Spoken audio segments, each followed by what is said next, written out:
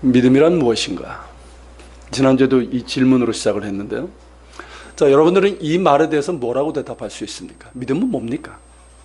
자, 우리는 믿음이란 말에 대해서 여러 가지 의미로 사용합니다. 예를 들어서 우리가 이제 누군가에게 나는 너를 믿어 이런 말을 하죠. 그래 놓고는 내가 너를 믿었는데 네가 어떻게 그럴 수 있냐고. 믿고 돈을 꿔줬는데 어떻게 네가 그럴 수 있냐고. 이런 말들을 하죠. 여러분, 성경에서 말하는 믿음은 그런 믿음을 얘기하는 걸까요? 또 어떤 사람도 하나님의 존재를 믿는다고 합니다. 그리고는 실제로는 신앙생활을 하지 않습니다. 자, 그들이 말하는 믿음은 뭡니까? 신적 존재를 믿는다는 거예요. 여러분, 그런 믿음을 얘기하는 걸까요? 혹은 나는 기독교를 믿어라고 얘기를 합니다. 어떤 한 종교를 믿는다는 의미로 믿음을 말하기도 합니다. 믿음은 그런 의미일까요? 그렇다면 타 종교를 믿든 무속신앙을 믿든 이단을 믿든 다 믿음입니다. 그런 의미일까요? 혹은 어떤 불신자는 믿음에 대해서 이렇게 말합니다. 미국의 불신자 저널리스트 맨컨이라는 사람이 이런 얘기를 했어요. 믿음은 가능성이 희박한 일에 대한 비논리적인 확신이다. 참 불신자적인 그런 정의죠. 그러니까 하나님의 존재에 대해서 성경도 그렇고 하나님의 존재에 대해서 확실한 증거가 없이도 하나님이 있다고 믿는 종교적인 확신이다. 그게 믿음이라는 거예요. 여러분, 성경에서 말하는 믿음은 그걸 얘기하는 걸까요? 여러분, 믿음이 무엇인지 명확하게 이해하는 것이 참 중요합니다. 6절에 보면 믿음이 없이는 하나님을 기쁘시게 할 수 없다고 그랬어요. 즉 하나님이 기뻐하시는 믿음이 있다는 거예요. 여러분, 믿음은 앞에서 말한 것처럼 우리가 사람들은 믿는다라는 그런 믿음을 얘기하는 게 아니에요. 혹은 신적인 존재를 믿는 그런 믿음도 아니고요. 나는 기독교를 믿어라는 종교 생활을 얘기하는 것도 아닙니다. 불신자들이 말하는 것처럼 가능성이 희박한 일을 있다고 믿는 비논리적인 확신도 아니에요. 신념도 아니고 이단들이 얘기하는 어떤 쇠뇌나 어떤 자기 최면도 아닙니다. 지난 시간 1절에서 말씀 우리가 같이 본 것처럼 믿음은요, 분명히 있는 것, 분명히 이루어질 것을 믿는 거예요. 즉 믿음이란 뭐냐면 정확한 지식, 올바른 결정의 근거가 될 수 있는 사실의 기초를 두고 있는 거예요. 믿음에는 확신뿐만 아니라 그것을 확신할 수 있는 이유가 있다는 거예요. 그런 의미에서 여러분, 히브리서 11장은 믿음이란 무엇인가에 대한 질문에 대해서 정확하고 선명하고 구체적인 대답을 줍니다. 오늘은 3절, 4절 말씀을 가지고 나누고자 하는데요. 자, 믿음이란 무엇인가? 3절을 한번 봅시다. 자, 다시 한번 읽겠습니다.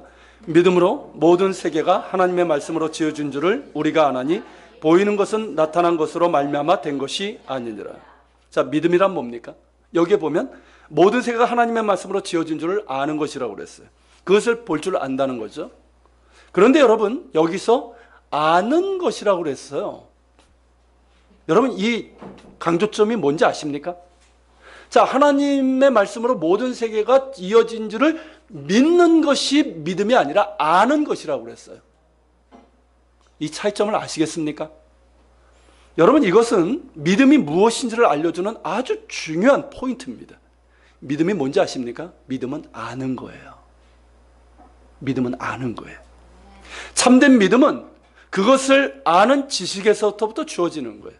그냥 덮어놓고 믿고 모르는 것을 믿고 있지도 않은 것을 믿고 있을 가능성이 거의 없는 것을 믿는다고 하는 그런 자기 확신이나 신념이나 최면이 아니라는 거예요.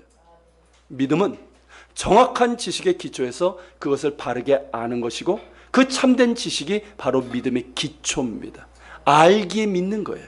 그래서 우리가 하나님을 믿는다고 할 때는 그것은 뭘 의미하는지 아십니까? 하나님을 아는 지식이 우리에게 있다는 것을 의미하는 거예요. 여러분, 호세아서 4장 6절 같이 읽어봅시다. 내 백성이 지식이 없으므로 망하는도다. 내가 지식을 버렸으니. 하나님의 말씀이에요. 자, 여기서 내 백성은 누굽니까? 이스라엘 백성이에요. 자, 그들은 하나님을 믿는다고 하는 자들이에요. 쉽게 말하면 믿음을 얘기하는 자들이에요. 그런데 그들에게는 지식이 없었어요. 어떤 지식? 하나님을 아는 지식이 없었어요. 영어로 하면 knowing 것이죠. 자, 그리고 내가 지식을 버렸으니라고 했어요. 자, 하나님을 아는 지식을 버렸다는 건데 이거는 뭐냐면 하나님을 알지도 못해요. 그분의 말씀을 알지도 못할 뿐만 아니라 알려고도 하지 않는다는 거예요. 알려고도 하지 않는다는 거예요. 그러면서도 하나님을 믿는다고 한다는 거죠. 여러분, 이것은 믿음입니까?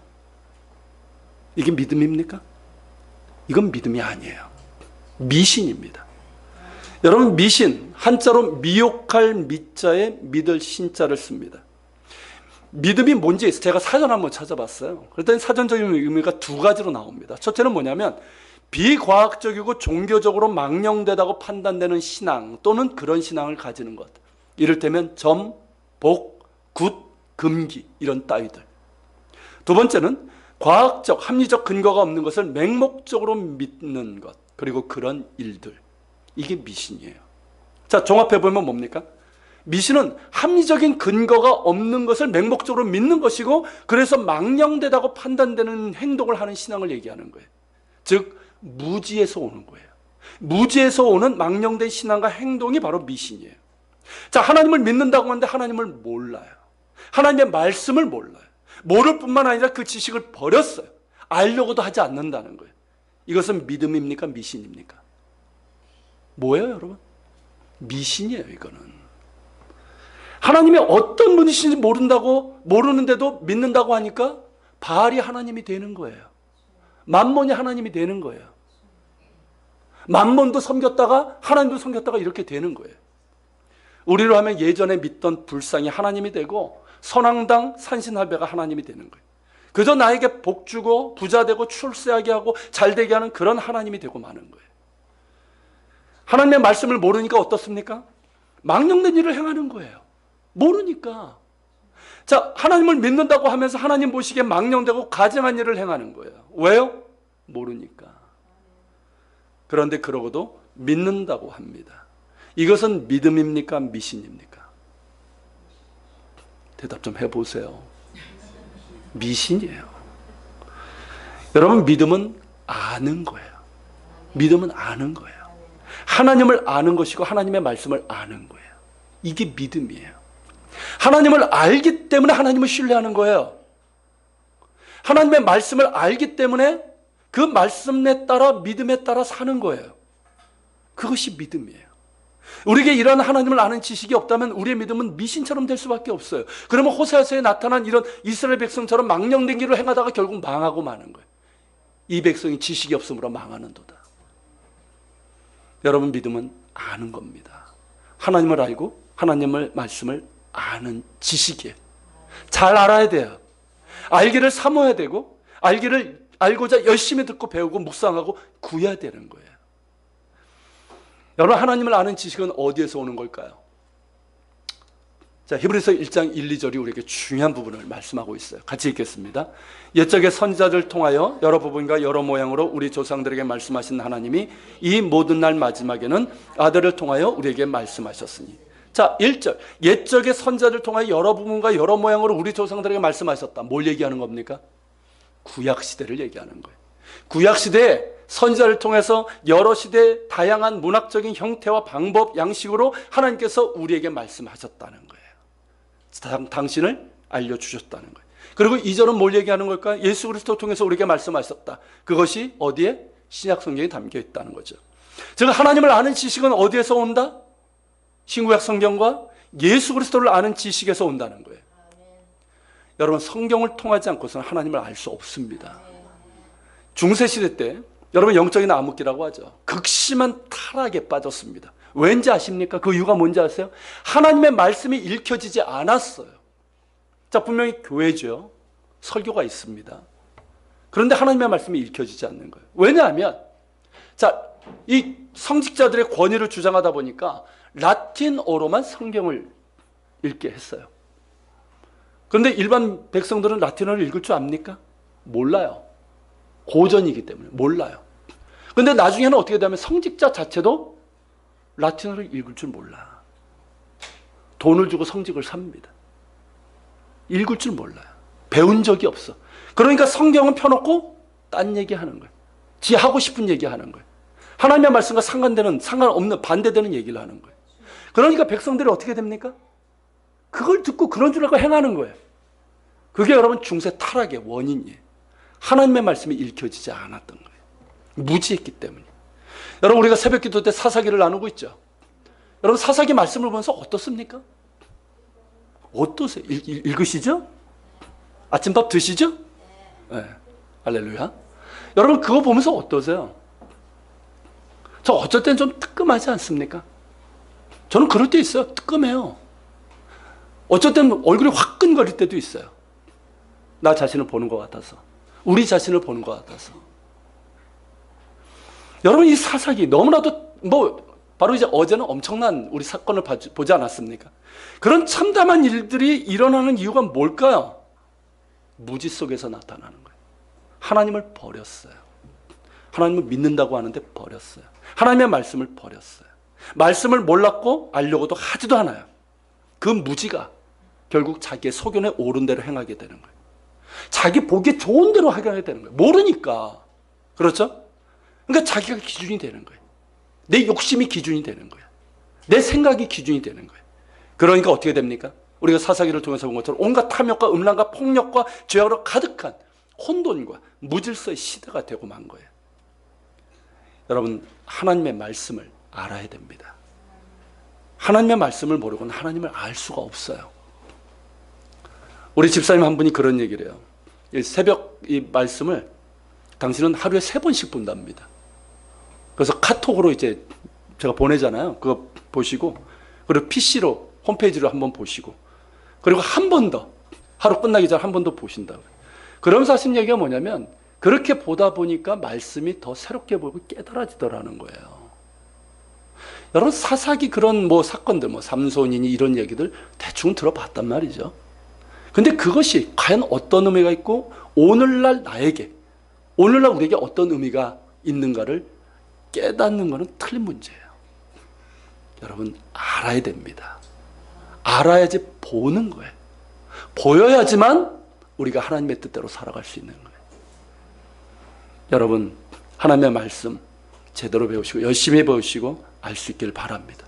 그럴 때 성령께서 깨닫게 해주시는 거예요. 그래서 하나님을 바르게 아는 지식, 하나님을 아는 지식이 주어지는 거예요. 그게 믿음이에요, 여러분. 그리고 무엇보다 예수 그리스도를 통해서 하나님을 알아야 됩니다. 예수님께서는 우리에게 하나님을 예수님의 제자 중에 빌립이 그 요구를 하죠. 우리에게 하나님을 보여주소서 이청을 합니다. 그때 예수님께서 뭐라고 말씀하셨는지 아십니까? 자, 같이 읽겠습니다. 요한복음 14장 9절. 빌립아, 내가 이렇게 오래 너희와 함께 있으되 내가 나를 알지 못하느냐? 나를 본 자는 아버지를 보았거늘 어찌하여 아버지를 보이라 하느냐? 여러분, 굉장히 중요한 말씀이에요. 자, 나를 본 자는 아버지를 보았거늘, 즉 예수 그리스도 안에서 우리는 누구를 볼 수 있다? 야훼 하나님, 성부 하나님을 볼 수 있다는 거예요. 하나님의 어떤 분이신지를 분명히 알 수 있다는 거예요. 왜일까요? 예수님이 하나님의 본체이시기 때문입니다. 예수님께서 친히 말씀하신 것처럼 아버지와 아들은 하나예요. 아버지 안에 아들이 계시고 아들 안에 아버지가 계십니다. 우리는 여러분 성경 말씀을 통해서 하나님을 알게 되지만 정말 하나님의 어떤 분이신지를 알 수 있는 것은 예수님을 통해서요. 즉 예수님을 만나게 될 때, 예수님을 만날 때 비로소 하나님에 대해서 바르고 분명하게 알 수 있는 겁니다. 여러분, 예수님을 만난 자는 이렇게 고백합니다. 뭐라고요? 하나님은 사랑이시라. 여러분, 이것이 예수님을 만난 자들이 하는 고백이에요. 하나님은 사랑이십니다. 구약에서도 하나님은 사랑의 하나님이에요. 그런데 많은 사람들이 구약 성경을 읽으면서 그것을 잘 못 느껴요. 그냥 어떤 여호와의 전쟁이니 이런 걸 보면서 여전히 무섭고 두렵고 부담스러워합니다. 그걸 잘 보질 못해요. 그러나 하나님은 사랑이십니다. 사랑이시기 때문에 당신의 본체이신 독생자를 우리를 위해서 내어주신 거예요. 그 아들을 십자가에 내어주시기까지 우리를 사랑하신 하나님이십니다. 그 하나님을 우리는 예수 그리스도를 통해서 만나는 거예요. 하나님은 사랑이십니다. 그리고 예수님을 만난 사람은 이렇게 믿고 이렇게 고백합니다. 같이 읽어볼까요? 요한복음 1장 14절. 말씀이 육신이 되어 우리 가운데 거하심에 우리가 그의 영광을 보니 아버지의 독생자의 영광이요 은혜와 진리가 충만하더라. 말씀이 육신이 돼요. 거룩하신 하나님이 육신이 되어 우리 가운데 오셨습니다. 그분이 바로 예수 그리스도십니다. 자, 예수 그리스도를 보니, 그분의 영광을 보니 그 뭐가 보여요? 아버지의 영광이 보여요. 하나님의 영광이 보여요. 하나님의 은혜와 진리가 충만하더라. 하나님의 영광과 거룩과 은혜와 진리가 예수님 안에 있습니다. 예수님을 만나면 이런 하나님의 영광을 보게 되는 거예요. 하나님의 거룩하심을 보게 되는 거예요. 하나님의 은혜와 진리를 보게 되는 거예요. 여러분, 예수님께서 이 말씀을 하셨어요. 같이 읽습니다. 내가 곧 길이요 진리요 생명이니 나로 말미암지 않고는 아버지께로 올 자가 없느니라. 무슨 뜻입니까, 여러분? 우리가 하나님께로 나아갈 수 있는 유일한 길은 예수님이라는 말이에요. 우리가 하나님을 알 수 있는 유일한 진리는 예수 그리스도라는 거예요. 우리가 하나님의 생명을 누릴 수 있는 유일한 구원자가 바로 예수님이라는 말입니다. 하나님은 당신의 독생자를 통해서 우리를 만나십니다. 우리가 하나님을 알고 그분의 자녀가 되고 그분을 알고 그분과 관계할 수 있는 길은 예수님밖에 없어요. 다른 길은 없어요. 또 예수님께서 이렇게 말씀하셨어요. 요한복음 14장입니다. 같이 있습니다. 너희가 내 이름으로 무엇을 구하든지 내가 행하리니 이는 아버지로 하여금 아들로 말미암아 영광을 받으시게 하려 함이라. 내 이름으로 무엇이든지 내게 구하면 내가 행하리라. 여러분, 이 말씀에 따라 우리는 기도할 때 어떻게 합니까? 예수님의 이름으로 기도합니다. 근데 여러분, 이거는 우리의 기도를 마무리하기 위해서 하는 문구가 아니에요. 어떤 분은 이걸 안 하고 끝내니까 이렇게 찌른 사람도 있어요. 아직 기도 안 끝났다고. 여러분, 이 예수님의 이름으로 기도한다는 것은 우리의 기도를 마무리하기 위해서 하는 문구가 아니에요. 여기에는 그 이상의 아주 중요한 의미가 담겨져 있어요. 여러분, 왜 우리는 예수님의 이름으로 기도할까요? 왜 예수님의 이름으로 기도하면 하나님께서 들으실까요? 왜일까요?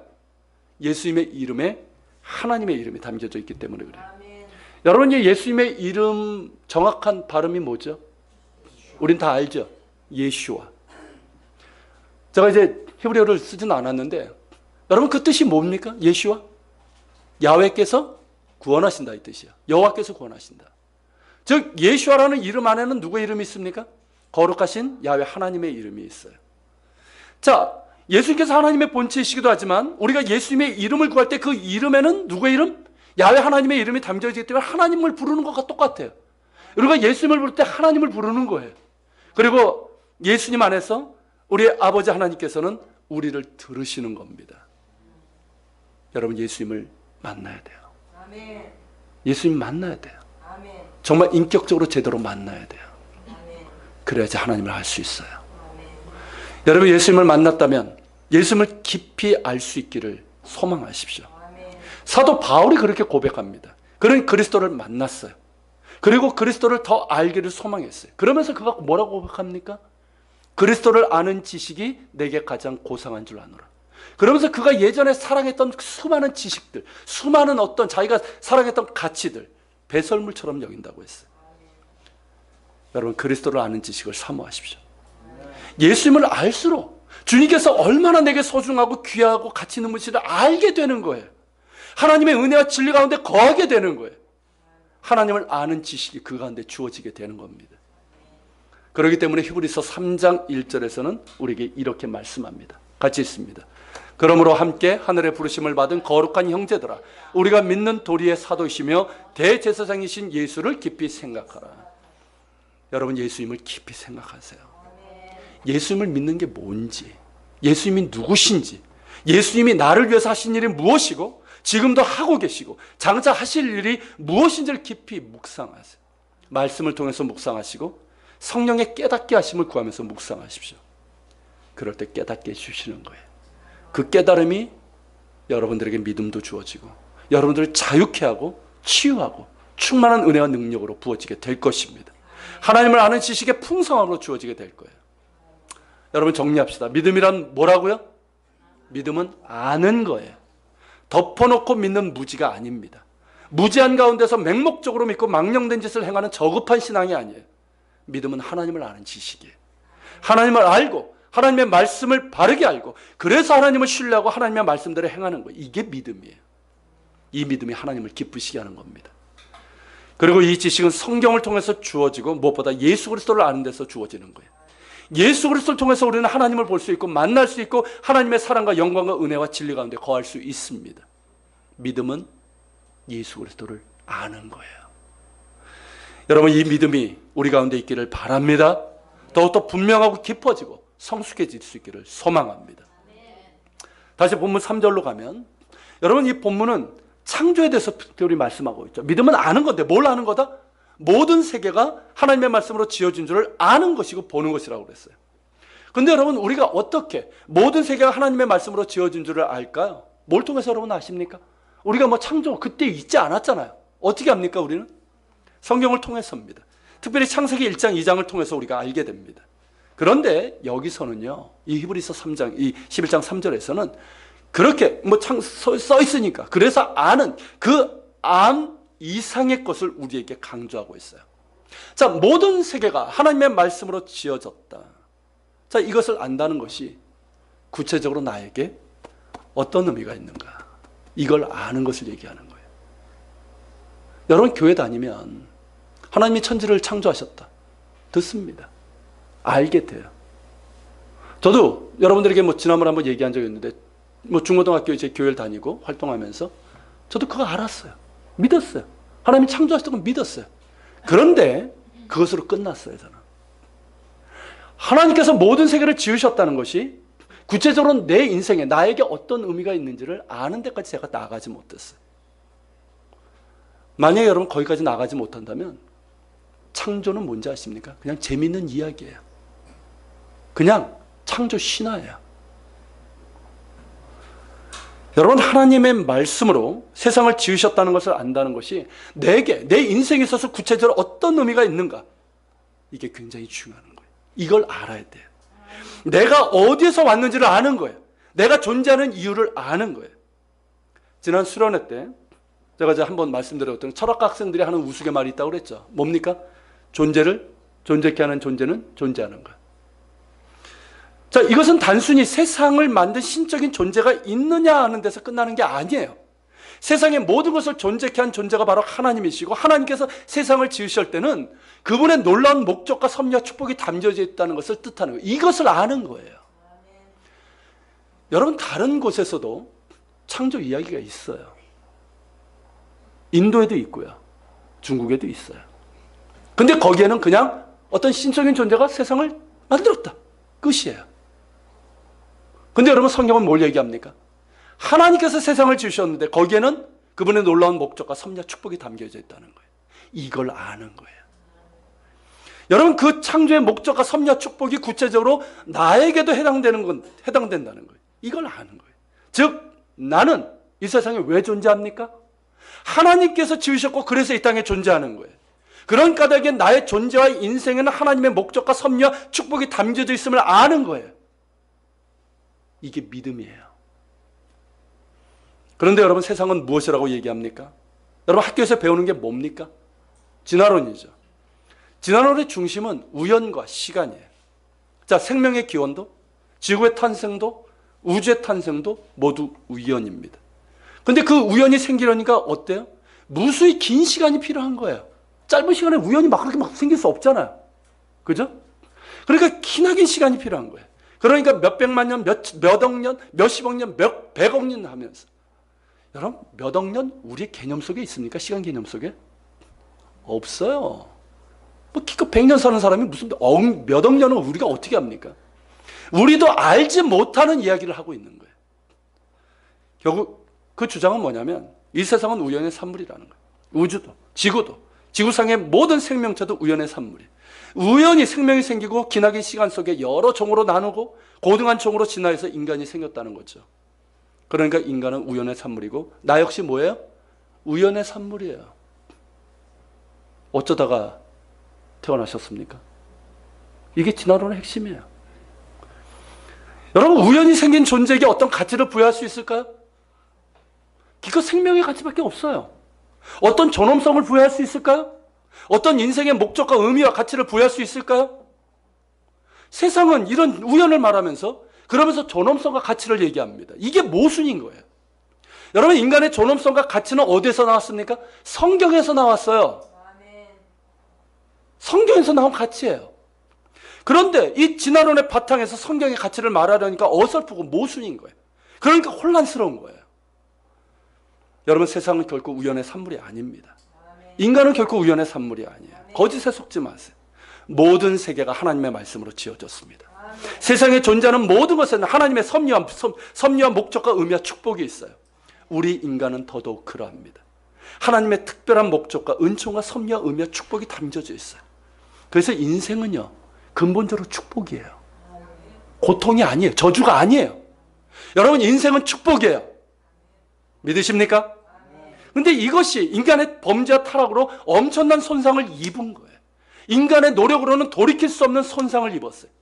그래서 인간에게 결핍과 고통이 찾아오고 죄와 죽음으로 멸망할 수밖에 없게 된 거예요. 그러나 하나님께서 세상을 이처럼 사랑하사 독생자를 주셨어요. 그 이름을 믿는 자마다 구원을 받습니다. 즉 그 존재 이유와 목적과 축복이 회복된다는 뜻이에요. 구원은 창조의 회복이에요. 그러므로 여러분, 나의 존재는 뭡니까? 축복이에요. 여러분 한 사람 한 사람의 존재는 축복입니다. 믿으십니까 여러분? 그리스도, 예수 그리스도 안에서 나의 존재와 나의 인생은 은혜이고 축복이에요. 분명한 가치가 있고 목적과 축복이 있어요. 이것을 아는 것, 이것을 보는 게 믿음이에요. 여러분, 이 믿음이 분명한 사람은 살아가는 목적과 의미와 방향이 다릅니다. 그렇지 않습니까? 우연히 왔다가 죽고 사라지는 험한 인생. 그러니까 어떻습니까? 눈에 보이는 것, 내가 원하는 것, 돈, 성공, 출세, 뭐 이런 것에 목적도 그런 것 쫓아가지만, 여러분, 이 믿음이 분명한 사람은 그 목적과 의미와 방향이 다를 수밖에 없는 거예요. 여러분, 이 믿음이 분명한 사람은 자기의 인생을 사랑할 줄 압니다. 여러분, 자기 욕심에 따라 헛된 것에 가치를 두면서 인생을 허비하지 않아요. 오로지 자신만을 위하는 이기적인 사랑으로 망가지지 않습니다. 환경을 탓하고 다른 사람을 탓하고 미워하면서 인생을 망가뜨리지 않습니다. 그리스도 안에서 진정으로 가치 있는 것을 알게 되었기 때문에 그래요. 무엇이 자신을 사랑하는 것인지를 알게 되었기 때문입니다. 하나님의 사랑으로 용서하고 사랑할 수 있는 힘을 얻었기 때문에 그래요. 여러분, 이 믿음이 있는 사람은 특별히 환경을 탓하지 않아요. 나의 환경은 그렇게 큰 문제가 되지 않습니다. 내가 어떤 나라, 어떤 집, 어떤 부모 집에서 태어나는 것은 2차적인 문제예요. 여러분, 중요한 것은 뭔지 아십니까? 내가 이 땅에 태어났다는 거예요. 내가 이 땅에 존재한다는 거예요. 이게 중요해요. 아십니까? 여러분, 특별히 부모.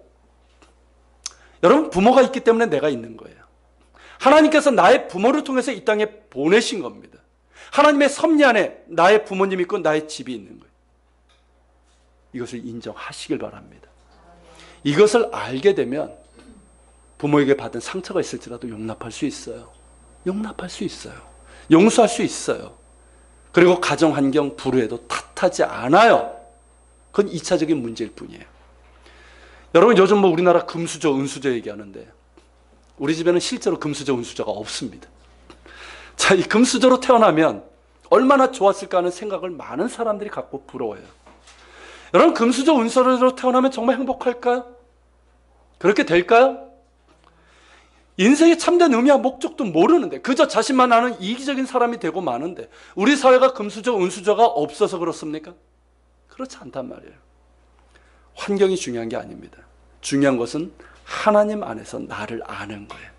하나님 안에서 내가 누구이며 나의 인생이 어떤 의미가 있는지를 보는 거예요. 여러분, 같이 한번 읽어볼까요? 누구든지 그리스도 안에 있으면 새로운 피조물이다. 그리스도 안에서 창조주 하나님을 만난 자는 누구든지 그 인생이 무의미하지 않습니다.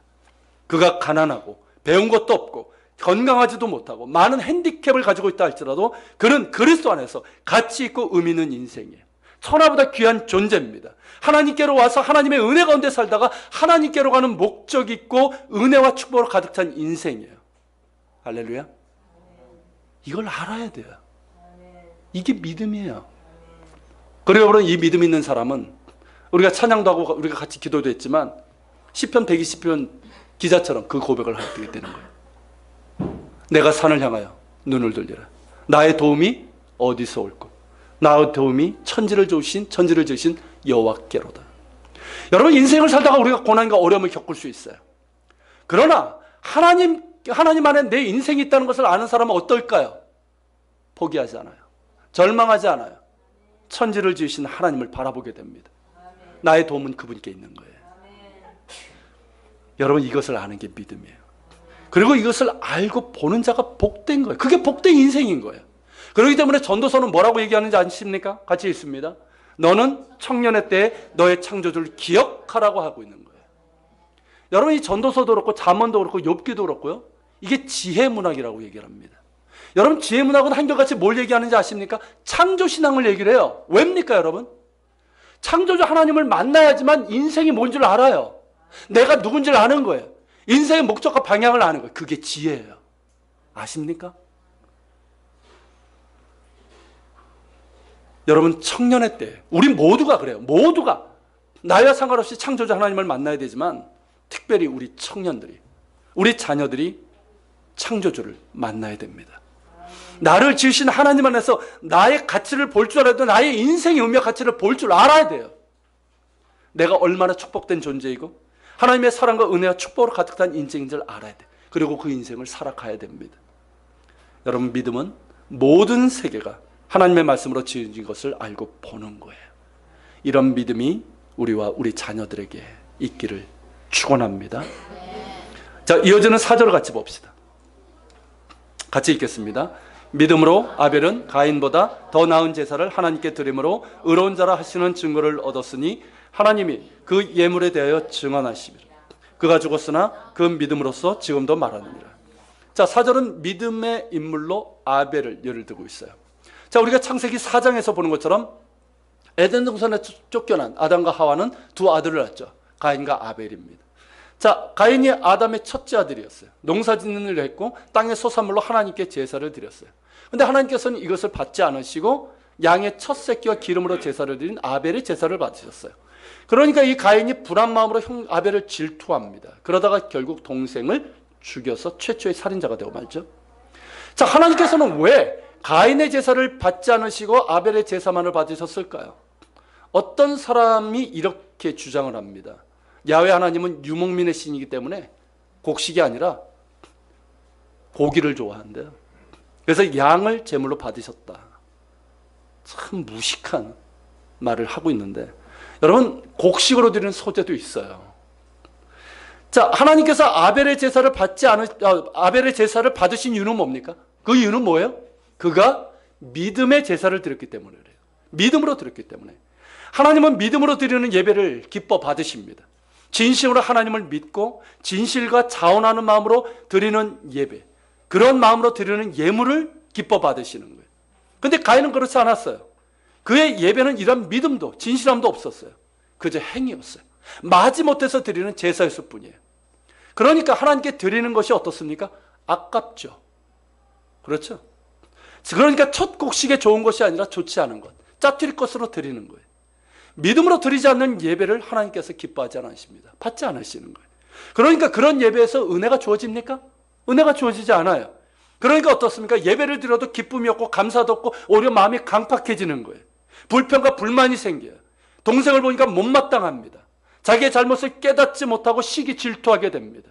그렇게 마음으로 미워하면서 살인하게 돼요. 그러다가 결국 동생을 죽이고 만 거예요. 여러분, 이것이 가인만의 문제일까요? 여러분, 우리들의 문제일 수도 있습니다. 이런 경우가 의외로 많아요. 똑같이 예배를 드리면서도 어떤 사람들은 아벨의 제사를 드리고 어떤 사람들은 가인의 제사를 드리는지도 모르겠습니다.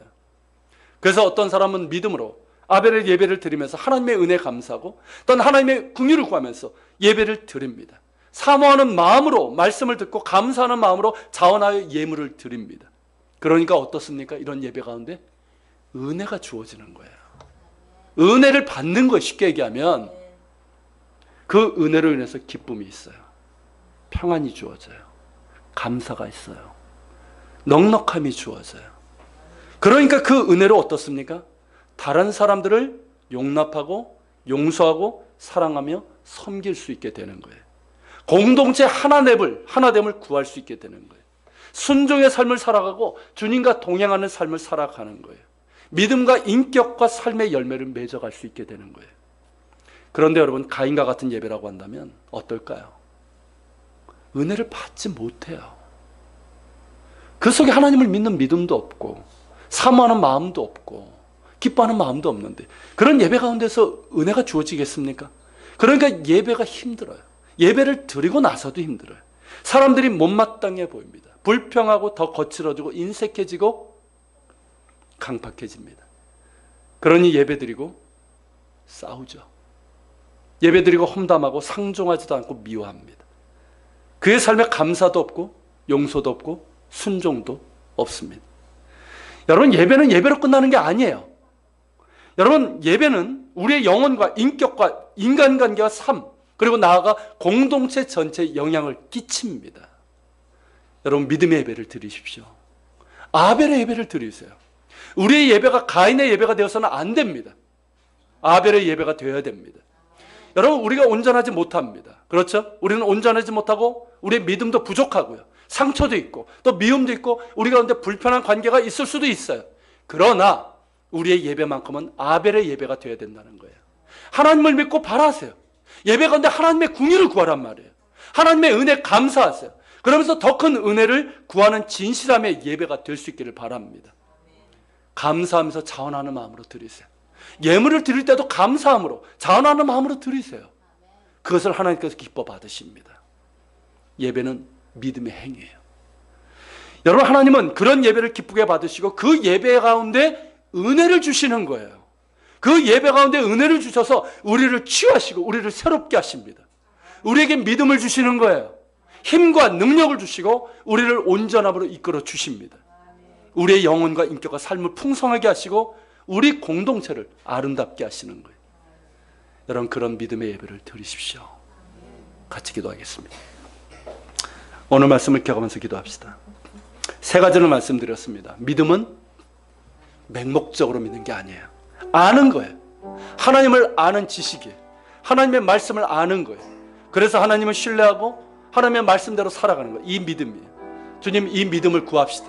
이 믿음을 주옵소서.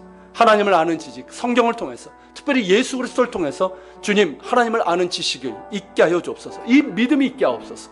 주님, 믿음은 모든 세계가 하나님의 말씀으로 지어진 것을 보는 것이고 내 인생도 역시 하나님의 창조의 목적과 그 가치와 섭리와 축복 가운데 있는 것을 아는 겁니다.